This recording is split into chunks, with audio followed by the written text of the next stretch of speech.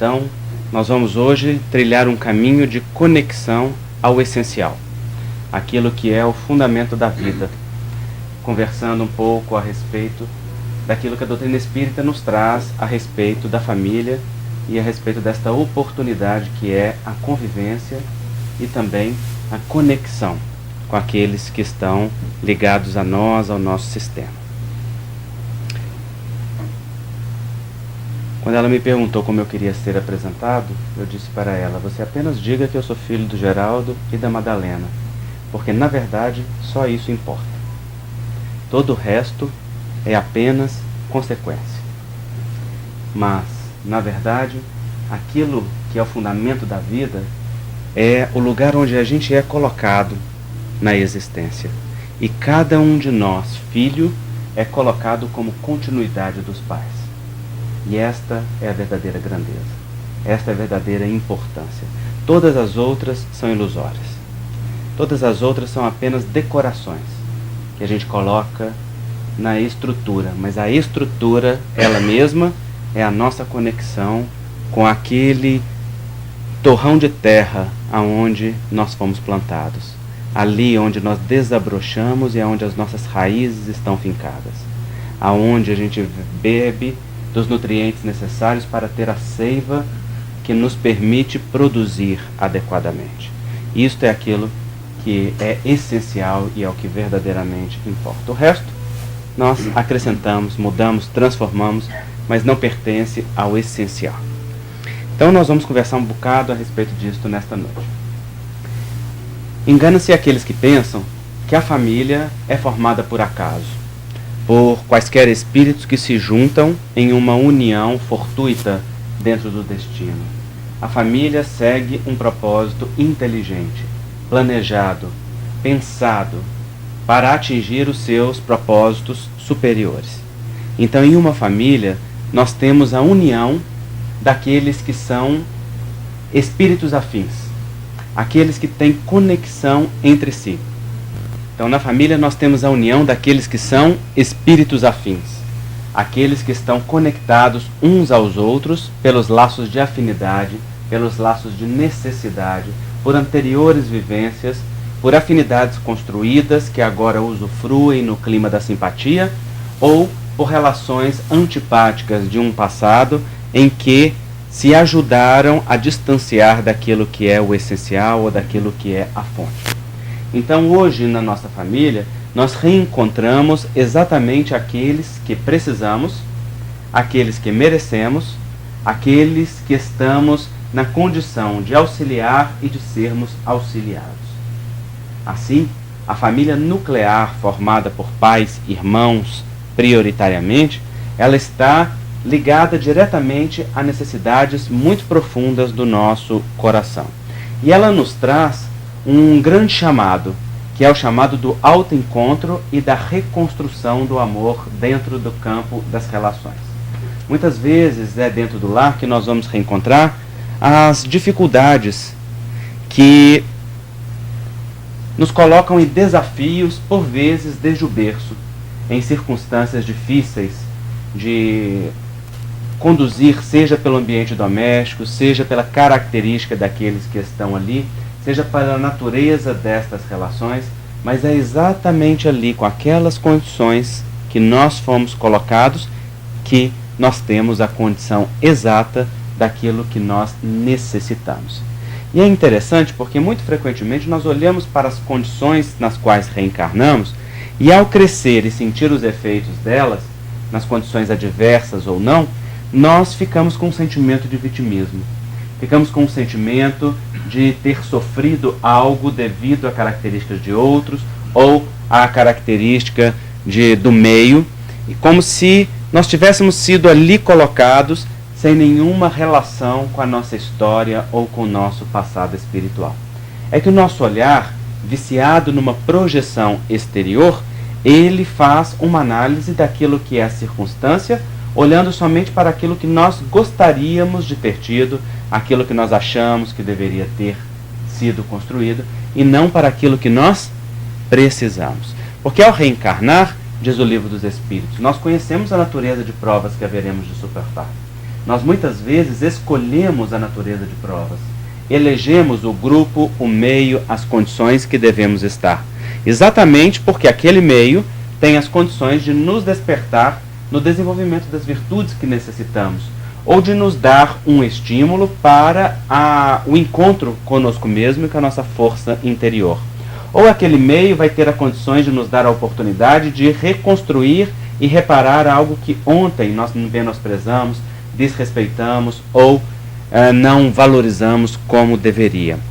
Mas, ao crescer e passar pelas circunstâncias, nós olhamos para aquilo tudo isolado destas condições. Ora, a nossa história, ela é devida à nossa necessidade espiritual. Ninguém herda dos outros, cada um herda de si mesmo. Nós só herdamos do ponto de vista biológico e mesmo assim entramos na posse daquilo que é a nossa necessidade dentro deste caminho, dentro desta história. Mas aquela história que é desenvolvida a partir dali, ela vem em virtude da nossa história espiritual, das nossas predisposições, das nossas necessidades, que se conjugam com as dos outros em afinidade e formam um contexto no qual nós nos encontramos. Então aquilo pelo qual nós passamos, sofremos, sejam as alegrias das afinidades, ou sejam as dificuldades das antipatias e das dores, elas vêm em função de quê? Da nossa história kármica, da nossa história espiritual.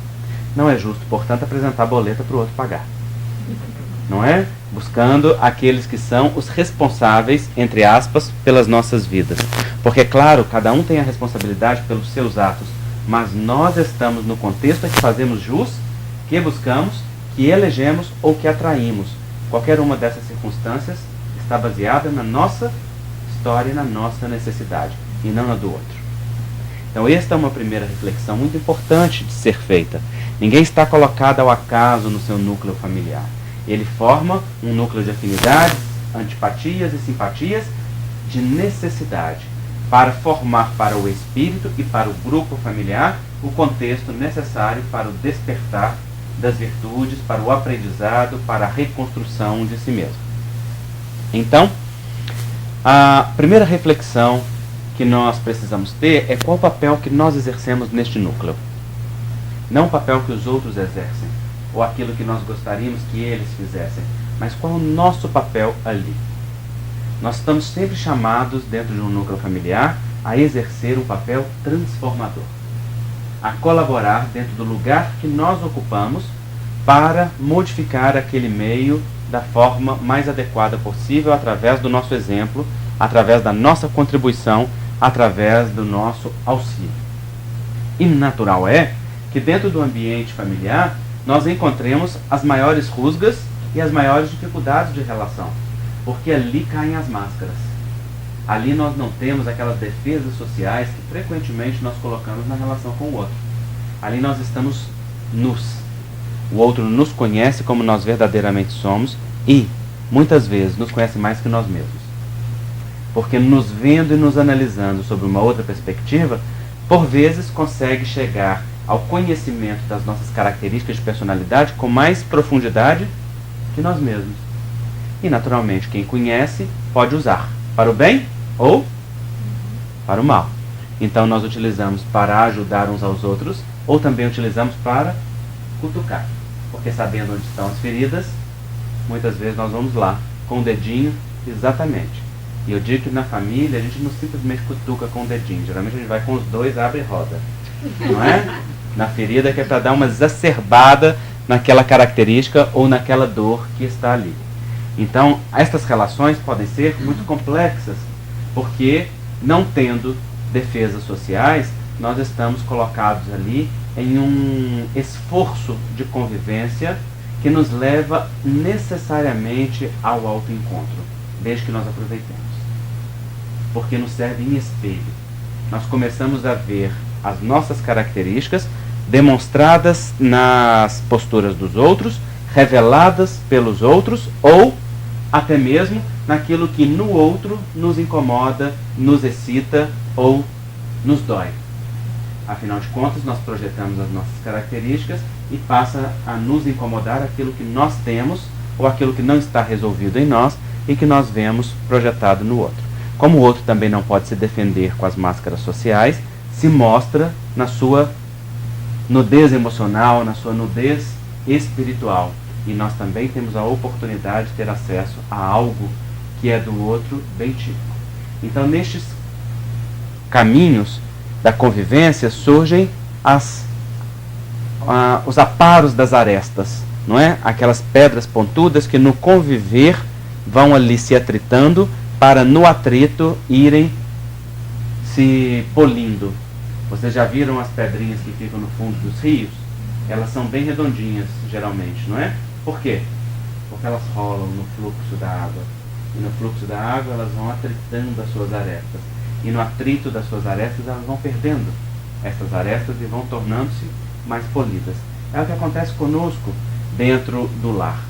O fogo da convivência e das dificuldades relacionais vai pouco a pouco nos transformando, exatamente por essa característica de vermos em espelho aquilo que temos, aquilo que somos, ou de receber as condições que precisamos para os estímulos adequados aos sentimentos que necessitamos desenvolver.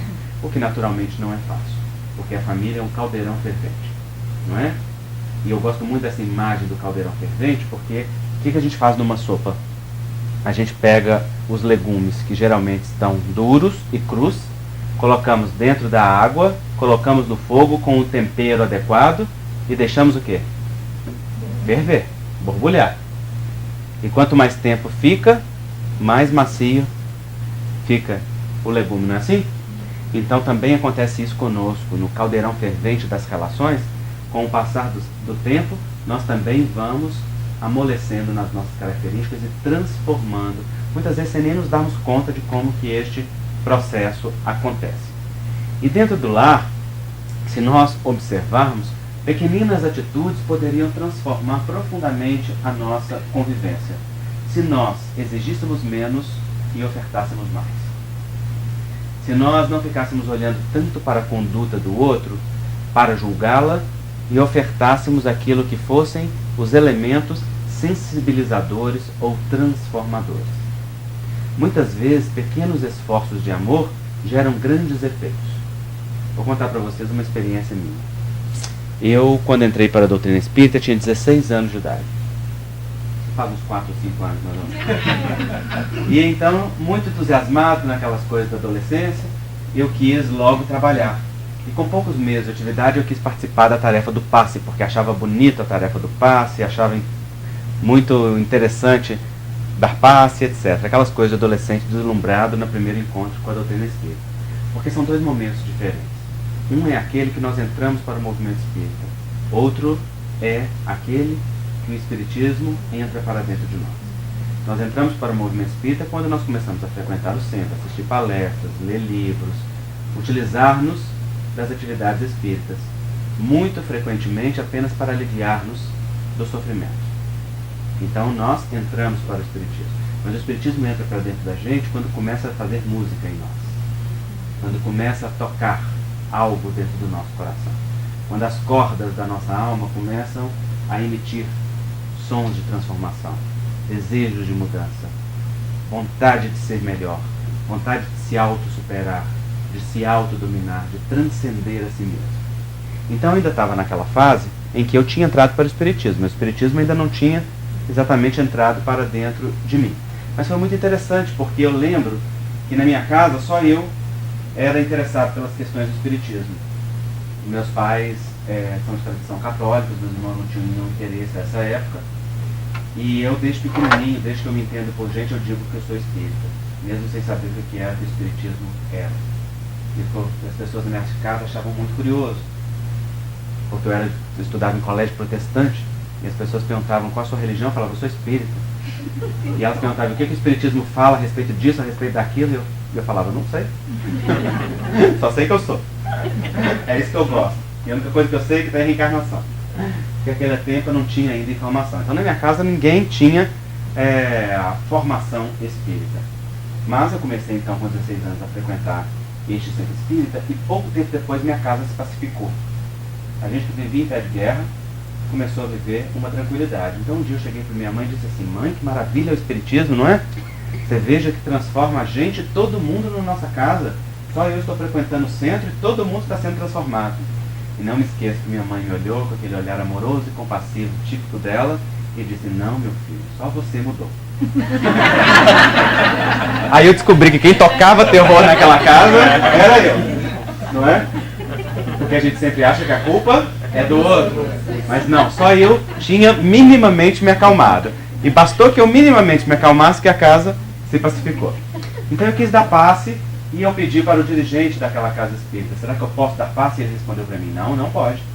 Não pode porque você não tem conhecimento, não pode porque você não tem maturidade, não pode porque precisa de um tempo de estudo, etc. E botou todas aquelas bases que são as bases naturais, lógicas e lúcidas para que nós nos ingressemos como trabalhadores em uma tarefa espírita. Mas um jovem de 16 anos geralmente não é muito dócil, não é? Quando não pode fazer de um jeito, faz de outro. Então fui para casa decidido que eu queria dar passe. Naquele dia meus pais estavam viajando, eu estava só com meu irmão de 14 anos. E o meu irmão de 14 anos estava naquela fase que eu chamo de fase da vaca. Vocês conhecem? É aquela fase que o adolescente não fala, ele muge. Você pergunta qualquer coisa, ele não responde nada que você entenda. Você pergunta: fulano, isso, ele responde assim: não é? É uma coisa incompreensível. Só sai um sonido, né? Eu chamo isso de fase da vaca. O fato é que não tinha comunicação. É aquela fase que o adolescente tímido fica retraído, não tem comunicação. E meu irmão estava no canto dele, tinha até transformado o seu quarto num quarto afastado da casa, numa extensão que tinha lá ao fundo da casa dos meus pais. Então ele estava bem isolado. Mas eu estava sozinho com ele em casa, cheguei para ele e disse assim: Gustavo, eu vou fazer um sanduíche, você quer que eu faça um para você? E o adolescente na fase da vaca, quando lhe interessa, fala muito bem. E ele disse: sim, eu quero. Então eu fui lá e fiz um sanduíche. Botei o sanduíche em cima da mesa e, como não podia dar passe em nada, decidi que eu ia dar passe no sanduíche. Estendi a mão em cima do sanduíche e dei um passe. E fiquei ali um bom tempo. Vocês sabem que presunto é difícil de fluidificar, né? E eu fiquei o tempo todo. E pela primeira vez eu senti aquilo que eu sinto hoje ao dar o passe. Senti que a minha mão como se tornasse um chuveiro e dela saíssem centelhas, não é, energéticas, que davam sensações de formigamento, muito agradável inclusive. E então fiquei ali o tempo que eu quis, comi o meu sanduíche, avisei a ele que o dele estava pronto e esqueci do assunto. Afinal de contas eu já tinha dado passe, não é? Lembro que eu estava no meu quarto lendo um livro de André Luiz, com as portas fechadas, quando ele chegou meia hora depois, bateu na porta. Eu já achei aquilo estranho, porque não acontecia. Então eu disse a ele: pode entrar. Ele abriu a porta silencioso, trazia um sorriso daqui até aqui, chegou próximo de mim, me deu um beijo no rosto, sorriu e saiu. Naquele momento, o espiritismo começou a entrar para dentro de mim. Porque naquele instante eu fiquei tão tocado com que um simples sanduíche fluidificado pode realizar, que eu fiquei imaginando que os atos de amor verdadeiro não farão, não é? Mas nunca mais esqueci deste exemplo, porque fiquei pensando: como que um simples sanduíche feito com gentileza, porque não foi nada mais que isso, pôde retirar ele que estava numa fase de mudez, numa fase de introspecção, numa fase de não convivência, como que pôde retirar ele daquele lugar aonde ele estava, por questões que são dele, para permitir-lhe uma expressão emocional rara, porque entre homens, beijar no rosto já é uma expressão rara, dependendo da família, não é? Ele trazer um sorriso e expressar isso naquela manifestação livre, isso foi absolutamente surpreendente para mim.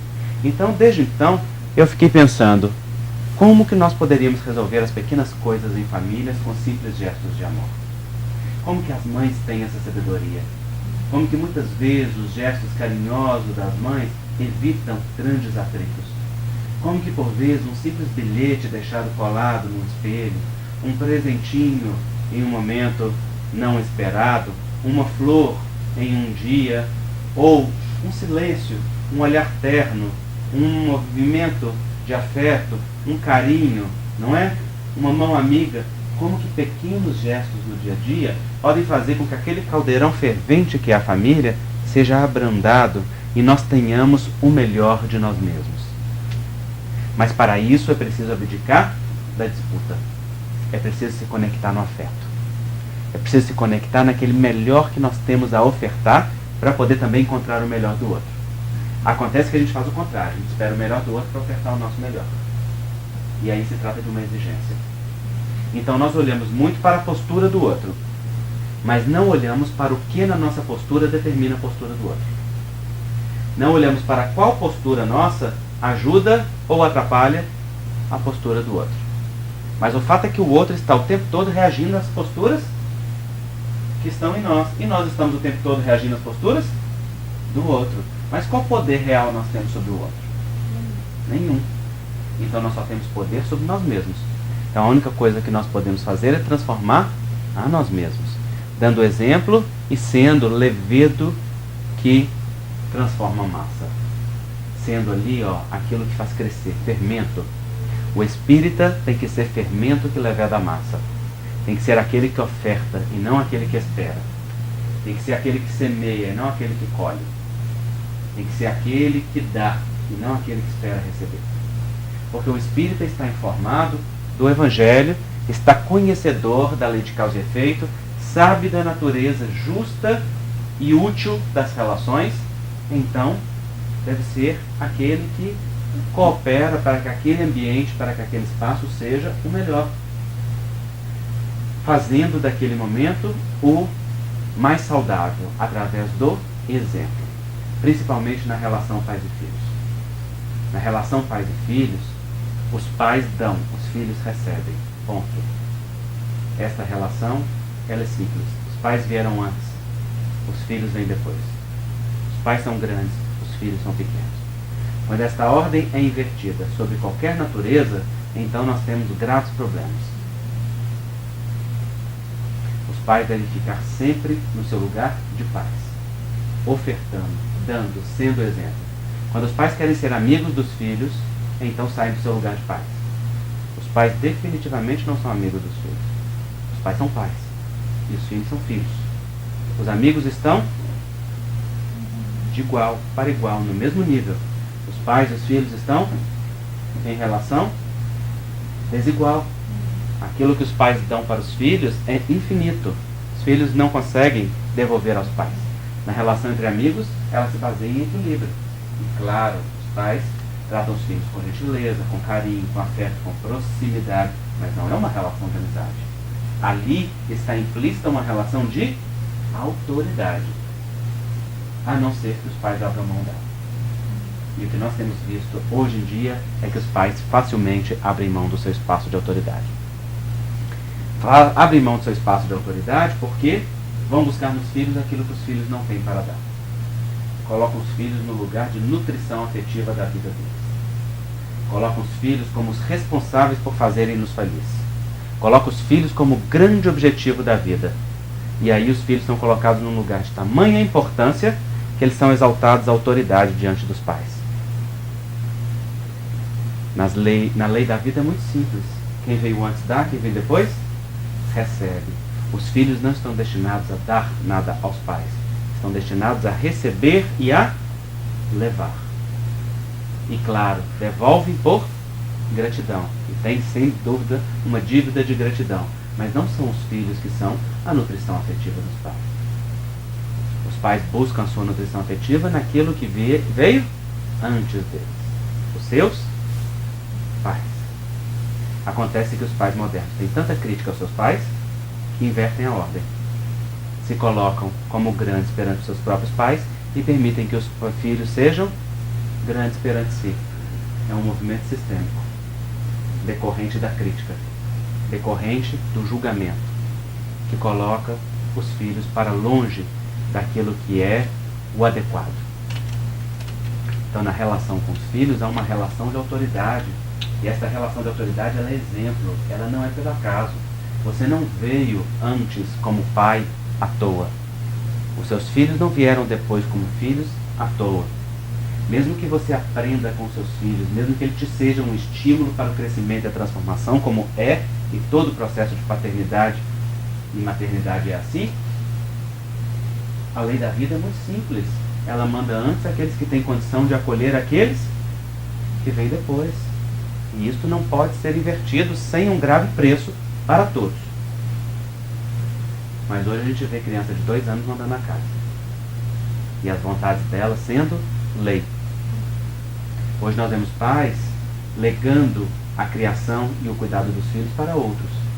Para a escola, para as babás, para os evangelizadores infantis, para tudo aquilo que está fora de si. E então se isentam do cuidado, se isentam do exemplo e transferem e legam isso para outros. O que acontece? Simplesmente não funciona. Não é? Foge não só do controle, como o efeito é desastroso. Porque isso gera mais inversão de ordem, isso gera um processo de completa desconexão e os filhos manifestam com isso rebeldia. E então o resultado é ainda pior. Então os pais são autoridade, e essa autoridade deve ser uma autoridade pelo exemplo, não autoridade do autoritarismo, mas a autoridade da força, daquele que cumpre, que fica no seu lugar e que sabe que aquele lugar é o único em que ele pode ser útil aos outros. Mas para isso é necessário que nós trabalhemos as nossas relações com os nossos pais. Porque na base da relação com os filhos está a forma como nós nos relacionamos com aqueles que vieram antes. E na relação com os pais, só tem uma coisa que nos ajuda a seguir para a vida. Como é que chama? Como é que chama a única coisa que nos ajuda a seguir livres para o sucesso baseado na relação com os pais? Hein? Amor? Não. Você sabe que o amor sempre existe? Mesmo quando a gente nega ele. O filho é tão grato aos pais que dentro do seu coração, lá no mais profundo, existe sempre um sentimento de amor. Porque ele se sabe vivo somente devido. Mas existe um amor que adoece e um amor que cura. Existe um amor que pode levar ao fluxo livre, existe um amor que pode reter. Então não é exatamente amor, não. O que é que geralmente falta na relação com os nossos pais? Gratidão. Que baseia-se no respeito. A gratidão é essa sim. O amor nunca falta. Mas ele pode ser sufocado. Mas a gratidão pode faltar. A gente pode passar uma vida inteira sem olhar verdadeiramente para os pais com gratidão. E aí passa uma vida inteira sem olhar para o essencial. Porque quando nós ficamos na gratidão, a gente fica aqui, ó, abaixo dos pais. A relação é simples. Quem veio antes, quem veio depois, veio depois. Mas quando nós não temos gratidão, ou quando nós contaminamos a gratidão, a gente sai daqui e vem para cá. Porque a frase correta não seria só gratidão. Seria gratidão, vírgula, sem críticas, vírgula, sem julgamentos, vírgula, sem exigências, vírgula, sem dó. Bom. Nessa segunda parte não sobra quase ninguém. Não é? Porque a gente aprende a criticar, a julgar, a exigir e muito frequentemente a ter dó dos pais. Mas quando nós fazemos qualquer uma dessas coisas, a gente sai do nosso lugar de filho. Porque aquele que critica, aquele que julga e aquele que exige, ele se julga no direito e aquele que se julga no direito se julga maior. Então ele acha que ele pode cobrar. Ele acha que pode exigir. Aquele que olha com dó faz o que com os pais? Rebaixa os pais na sua grandeza. É como se dissesse para eles: vocês não dão conta da vida, não é? Ou vocês não têm aquilo que é necessário. Isso é sempre uma interpretação falsa.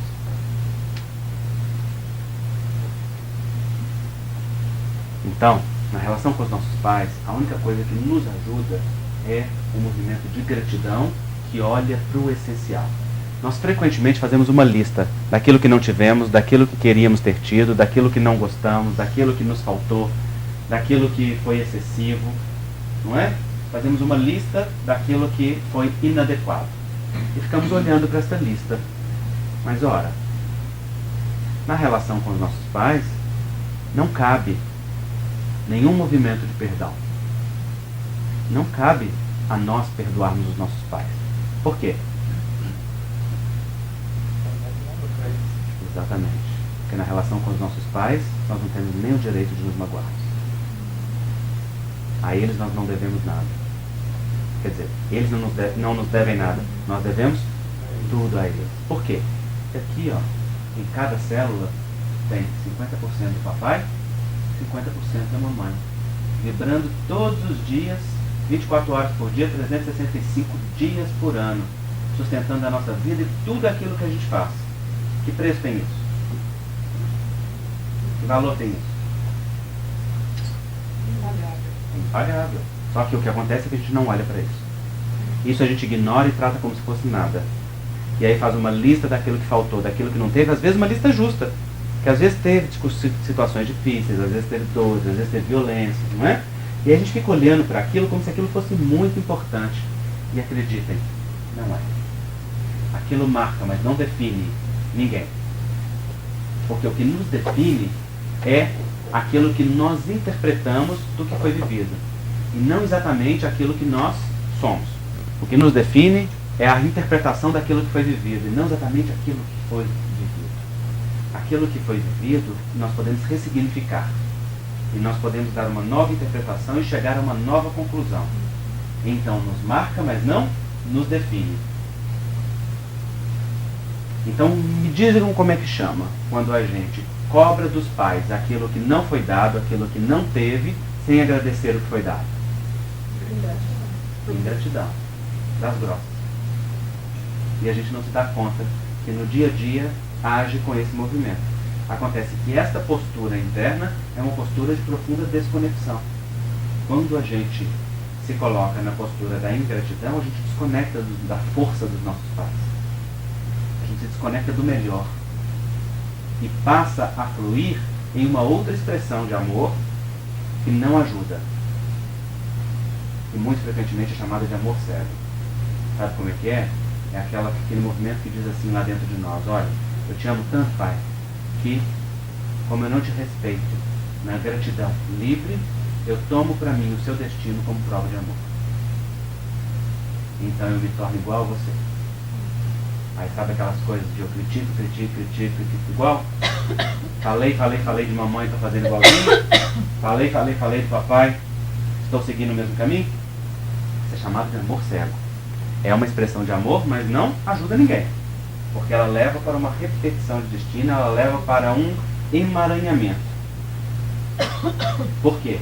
Porque a gratidão, que é o amor livre, está obstaculizada. E nós não nos permitimos fluir na gratidão. Quando o filho flui na gratidão, ele se curva diante dos pais. Ele honra aquilo que os pais deram. Na relação com os pais, também não cabe entendimento.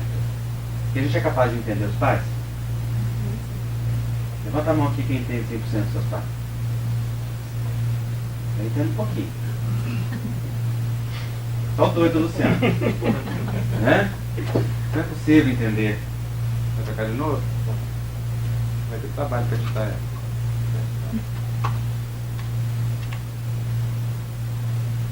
Não vai cortar só o doido do Luciano, não, vai?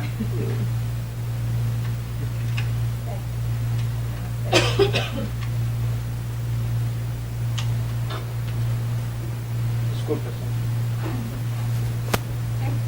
Então,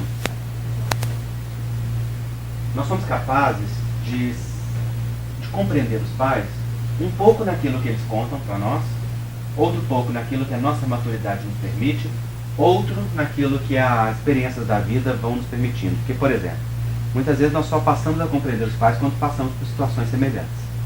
Exemplo, só quando somos pais é que passamos a compreender muitas vezes a paternidade e a maternidade dos nossos pais. É ou não é assim? É. Antes, a gente olha como uma experiência estranha. Então a gente entende mais ou menos. Muitas vezes nem os nossos pais sabem explicar o que os movia, o que atua sobre eles, não é verdade? Ou você sabe explicar para os seus filhos 100% o que atua sobre vocês agora? O que os move agora? Não é? Nós também nos estamos esforçando no autoconhecimento. Então, na relação com os nossos pais, não cabe entendimento pleno. Há uma tirinha da personagem Mafalda que é muito esclarecedora. A Mafalda é uma menininha que só diz coisas adultas. E a amiguinha dela chega para ela e diz assim: Mafalda, os adultos são muito difíceis de compreender. Então ela diz: mas se você chega no cinema no meio do filme, você entende o filme? E aí a amiguinha diz para ela, não, porque o filme já tinha começado. Então a Mafalda disse, quando nós chegamos, os adultos já tinham começado. É muito lindo isso, porque significa, nós não podemos julgar porque nós não conhecemos o filme, nós não sabemos a história. Porque mesmo que os nossos pais nos contem a história, já contam romanceado. Vocês acham que na hora que alguém conta, você realmente conhece aquela história como ela foi? Não. Então no livro Libertação há uma passagem muito linda. Gúbio, mentor de André Luiz, está junto com ele lá nas zonas inferiores, conversando com Gregório, comandante de uma zona inferior que estava obsediando Margarida. Gúbio quer socorrer Margarida e vai pedir a Gregório autorização para socorrê-la. Vocês vejam que interessante. Aí eles começam a conversar a respeito do motivo que levou Gregório a obsediar Margarida. E aí Gregório diz assim, porventura você me julga os atos? A resposta de Gúbio é magnífica. Ele diz assim, quem sou eu para julgar-te os atos? Somente se eu tivesse caminhado nos teus sapatos, poderia eu ajuizar das tuas atitudes. Olha que linda essa expressão. Só se eu tivesse caminhado nos teus sapatos, significa só se eu conhecesse na pele o que foi passar por tudo que você passou. Como eu não sei, eu só olho com respeito e olho para os efeitos, e não para as atitudes. E este efeito nós precisamos modificar porque ele não te ajuda nem a ela nem a ninguém. Ele está contrário à lei divina. Então vocês vejam que interessante, diante dos nossos pais, nós não caminhamos nos sapatos deles. Nós não sabemos o que lhes custou. Então tem uma coisa que é o ingrediente da gratidão. É aquilo que nos leva à gratidão. Como é que chama? É aquilo que é fundamental. É a única coisa que dá para a gente viver na relação com os nossos pais. Não. Chama aceitação. A aceitação é a base da gratidão. Porque na aceitação nós aceitamos a realidade como ela é. Sem querer transformá-la, sem querer modificá-la, sem querer fazer dela uma coisa diferente. E a aceitação ela é plena quando nós olhamos para os nossos pais e dizemos dentro do coração, querido papai, querida mamãe, eu aceito a vida que você me deu, ao preço que ela te custou. Só você sabe o que pagou para que eu estivesse aqui agora. Então eu me calo diante da tua experiência, do teu sacrifício, da tua renúncia, para honrar aquilo que foi dado.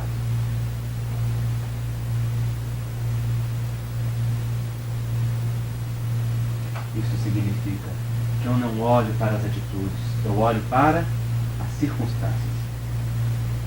Eu olho para os efeitos dela. Quando nós honramos verdadeiramente os pais, não há tempo para julgar, nós nos curvamos diante daquilo que foi o preço da vida, inclusive respeitando o destino deles. Porque às vezes pagaram um preço tão alto da vida que hoje não é possível a felicidade que nós gostaríamos que eles vivessem. Às vezes hoje não é possível a plenitude que nós achamos que eles merecem. Talvez hoje não seja possível a satisfação que nós gostaríamos que eles tivessem. Porque nós que recebemos tudo deles, gostaríamos que eles estivessem na melhor das condições. Mas isso nem sempre é possível. E o respeito significa respeitar com dignidade o preço que foi pago. Há mães que, depois de algumas experiências de vida, vivem depressões no resto da vida. E é preciso respeitar aquele processo. Respeitar significa eu não te desrespeito obrigando-te a nada. Eu trabalho dentro daquilo que você me permitir, te auxiliando com amor. Porque quando o filho quer fazer algo pelos pais ou devolver algo pelos pais, ele consegue? É possível que a gente devolva para os pais aquilo que nos foi dado? Não. Nós podemos ficar ali uma vida inteira cuidando deles, querendo algo para eles, querendo o melhor para eles. Nós vamos conseguir devolver para eles o que eles deram? Não. Então como é que um filho verdadeiramente honra aquilo que os pais deram?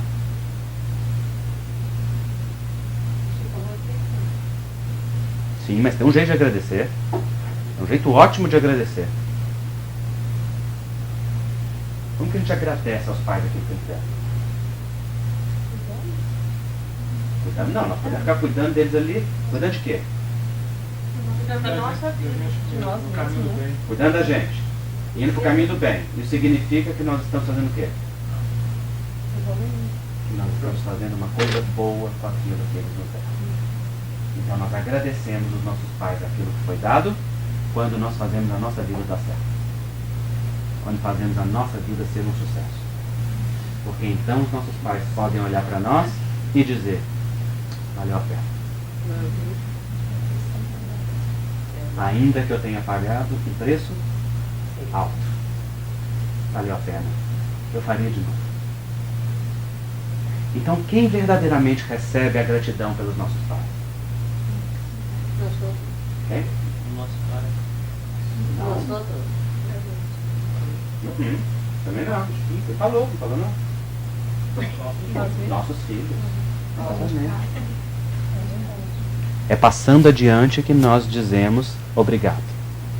São os nossos filhos que vão receber aquilo que os nossos pais nos deram. É para os nossos filhos que nós damos na mesma medida do que nós recebemos. Não é? Então são os filhos que verdadeiramente ganham e recebem dos pais. Quando os filhos ficam ali grudados nos pais, querendo fazer algo pelos pais, o que acontece frequentemente é que ficam de costas para a própria vida.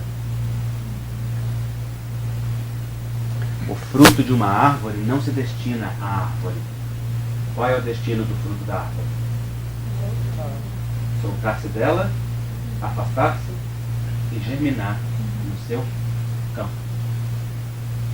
Então o objetivo de um fruto é afastar e germinar. Se o fruto fica ali querendo devolver para a árvore e dar para a árvore aquilo que ele recebeu, o que acontece com ele? Ele apodrece. Por isso que os filhos adultos que não saem de casa terminam se tornando um grande peso para os pais.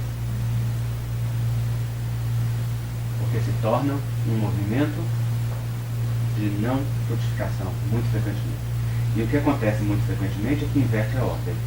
E tentam passar a ser pais dos próprios pais. E aí a bagunça está feita. Um filho não pode sair do seu lugar de filho em circunstância nenhuma. Ah, Andrei, meus pais estão doentes, meus pais estão idosos, eu preciso cuidar deles. Bom, claro, é dívida de gratidão, não é? Mas você cuida como filho, não como pai. E eu vou dar um exemplo para vocês. Imagina que meu pai esteja doente.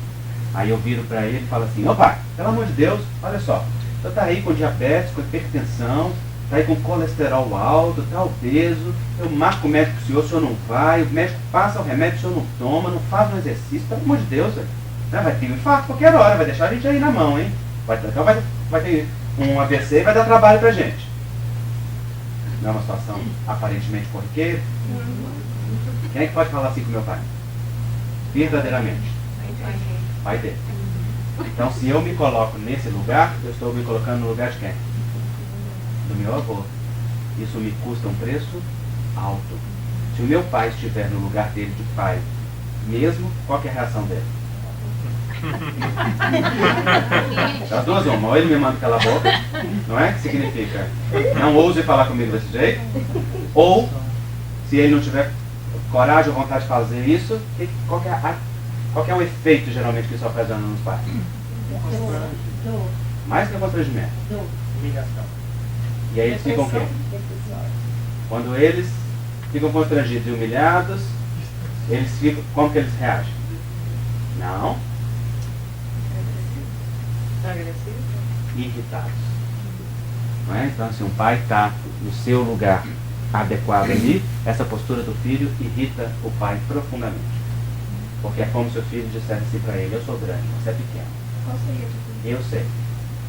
Então, vou falar a mesma coisa agora como filho. Tá? Para não deixar vocês em desespero.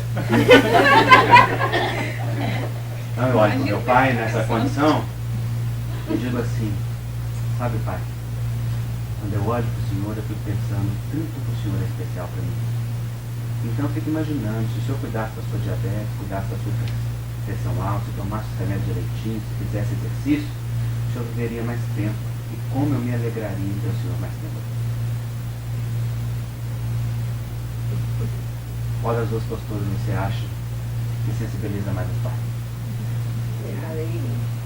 Nesta segunda, eu me coloco abaixo. Eu só falo do meu amor. Tem lição de moral? Tem ordem? Não. Tem briga? Não. Só tem uma situação de respeito, falando exatamente a mesma coisa. Só que sobre outra perspectiva. Então vocês vejam que o único lugar onde nós podemos ficar bem dentro das nossas famílias é o lugar onde nós fomos colocados. Aquele que é filho não pode ocupar o lugar dos pais, nem o lugar dos avós, nem o lugar de nenhum outro, sem um grave preço para ele, filho. Também o filho não pode se tornar pai dos seus irmãos, porque quando faz isso, desrespeita profundamente os seus pais. Um irmão deve ter todos os irmãos no seu coração e agir como irmão, dentro da ordem. Porque o mais velho é o mais velho, o segundo é o segundo, o terceiro é o terceiro. E aí se inclui inclusive os irmãos que não viveram. Aqueles que foram abortados, aqueles que não prosseguiram. E eles também são tão irmãos quanto qualquer outro. E nós estamos profundamente ligados a eles, ainda que nunca pensemos nisso. Então, por exemplo, se mamãe perdeu 3 filhos antes de mim e eu sou o primeiro, na verdade eu não sou o primeiro, eu sou o 4. E isso, inclusive, tira das minhas costas um grande peso. É preciso olhar para aquele amor que existe entre irmãos, mesmo que isso não seja falado, porque às vezes, para evitar-se a dor, não se toca naquele assunto. Não é? Então, o único lugar onde a gente pode ficar adequado é no nosso lugar de filhos, com a postura de honra aos pais. A honra vem através da aceitação. A aceitação leva à gratidão quando nós valorizamos a vida assim como ela é. Do jeito que eles são os pais certos para nós. Do jeito que eles fizeram, foi o melhor que tinham para dar. Então foi aquilo que nós podíamos. O resto é conosco. As circunstâncias difíceis vivenciadas em família, elas têm 2 destinos. Ou elas podem ser um esgoto que contamina o nosso terreno a vida inteira, e nós vamos o tempo todo olhar para aquele terreno e acusar o esgoto e o mau cheiro e a contaminação que ele traz, ou então nós transformamos o esgoto em adubo, a matéria-prima é a mesma. Somos nós que escolhemos o que nós fazemos da nossa história. Então, se você sofreu abuso, se você sofreu violência, sofreu abandono afetivo, sim, isso te marca, mas não te define. O que te define é o que você faz disso na vida adulta. E você só vai continuar escravo disso se continuar se abusando, se continuar se abandonando e se continuar se violentando. Porque desde que você acolha a você mesmo com amor, então você se torna liberto dos efeitos daquilo. Basta você dar a si mesmo aquilo que você não teve na sua vida. Basta você dar a si mesmo aquilo que você esperava e talvez continue esperando que outros ainda te deem. Basta não transmitir para outros aquilo que você esperava que os pais dessem. Você mesmo, adulto que é, acolhe a sua criança ferida e dá a você aquilo que você precisa. Isso é ressignificar a própria história. Isso é modificar o próprio destino. E isto modifica aquilo que você é. E então você pode ficar livre para olhar para os seus pais só naquilo que está cheio, não naquilo que é vazio. Quando a gente olha para o vazio, a gente se esvazia. Mas quando a gente olha para aquilo que está cheio, a gente se enche. E olhando para o que está cheio, a gente se enche daquilo que é essencial. E o essencial é sempre suficiente. Quando a gente fica na crítica aos pais, a gente se desnutre. A gente se esvazia de força. É aquelas pessoas que muitas vezes conquista na vida e fica perdida. Com o sentimento de não ter sentido, de não ter significado, de não ter rumo, de não ter propósito. Por quê? Porque está desconectada da essência. Imagina uma árvore que nasce de um solo e de repente começa a olhar para o solo e fala assim, não, esse solo não é suficiente. Esse solo não é bom o bastante. Esse solo não tem o nutriente que eu gostaria que tivesse. Esse solo tem contaminação. Esse solo não me dá exatamente como devia ser. Esse solo me machuca. Aí ela resolve retirar as raízes para fora da terra, porque aquele solo não presta. E aí, com as raízes expostas, quer ter segurança e frutificar. Não é possível. A cura vem do movimento de colocar novamente as raízes na terra. Colocar as raízes na terra significa acolher no coração os pais como eles são e libertar o amor que já existe dentro de você de uma forma fluida e livre.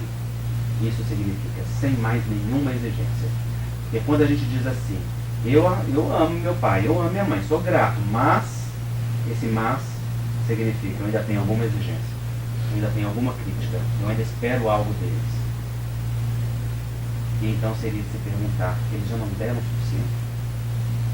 O que mais você ainda espera que eles te deem? O que mais eles ainda precisam fazer para ganhar de você o seu respeito? Talvez você deva olhar para a vida e aprender a respeitá-la e a valorizá-la. Porque quando a gente olha para a vida e a respeita, não há espaço para desrespeito aos pais. Quando a gente olha para a vida, a gente se curva diante daquilo que os pais deram, que é infinito. E isso é como a árvore que coloca de novo a raiz na terra e começa a beber da seiva, forte, viva, fecunda. E aquilo se transforma em um grande movimento de vida. E isto não depende em nada dos pais. Eles não precisam mudar. Eles não precisam fazer nada.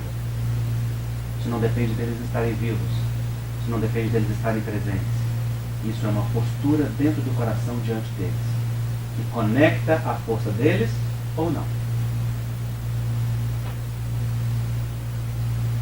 A questão é que a gente fica centrado na personalidade dos nossos pais sem olhar para a força deles. E a gente se deixa enganar. Se deixa enganar pela fragilidade humana, pelas dificuldades, pelas dores, pela trajetória, pelo preço que pagaram. Isso eles dão conta. Às vezes as pessoas dizem assim, mas minha mãe você não conhece, ela não dá conta da vida não. Mas meu pai você não sabe, ele é fraco. E aí eu geralmente pergunto às pessoas assim, quando você chegou, que idade seus pais tinham? Geralmente as pessoas respondem, 20 e tantos, 30 e tantos. E eu pergunto, como é que será que ele sobreviveu tanto tempo sem você? Nós temos a ilusão de que nós que chegamos depois somos mais ou valemos mais. Não somos. Os nossos pais têm as lutas humanas que são deles. E cada um deles sabe o preço que lhes custa. E nós precisamos aprender a respeitar inclusive o destino deles. Aceitá-los com este destino que tem. Porque isso se torna uma grande força dentro de cada um de nós. Para o movimento de vida que se faz dentro do coração. E para isso basta aceitação. Isso é que é evangelho. De nada adianta dedicar-se à caridade, fazer 1001 coisas para os outros, se o coração não se dobra em respeito aos pais. De nada adianta ser o melhor dos espíritas, o maior dos oradores, dos dirigentes espíritas, dos tarefeiros, se não aprende a se curvar diante da fonte da vida. Muitos espiritualistas querem uma relação direta por Deus que não passe através do respeito aos pais. Não é possível. Os pais são a representação de Deus na terra, para o filho. Quando nós acusamos aos pais, em verdade estamos acusando a Deus. Como a dizer que aquilo que Ele escolheu para nós não foi bom o suficiente, não foi adequado, não foi justo. Em verdade estamos brigando com o Pai. Mas quando aceitamos os nossos pais e o nosso destino como ele é, para tomar a força da vida como ela pode ser, então nós nos curvamos diante dos pais. E quando nos curvamos diante dos pais, nos curvamos perante Deus. Nos curvamos perante a grande força sagrada da existência. Por isso a conexão profunda a Deus se dá através dos pais, no nosso coração.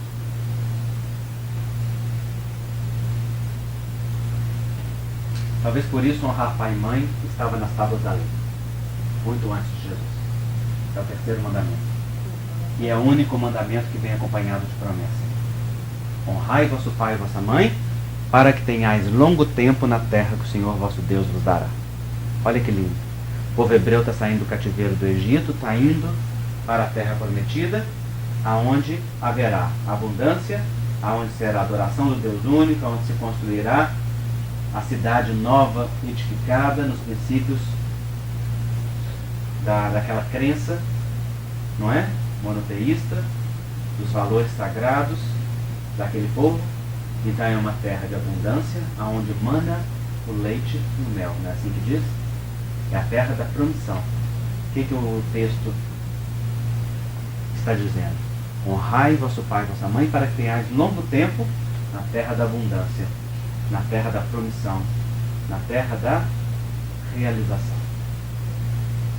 Honrar pai e mãe é o caminho para o êxito e para o sucesso.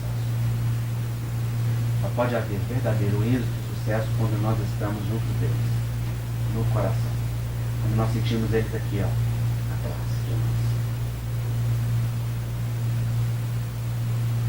Por isso eu disse no começo, que a única coisa que importa no nosso currículo é o nome dos nossos pais. Todo o resto é resto.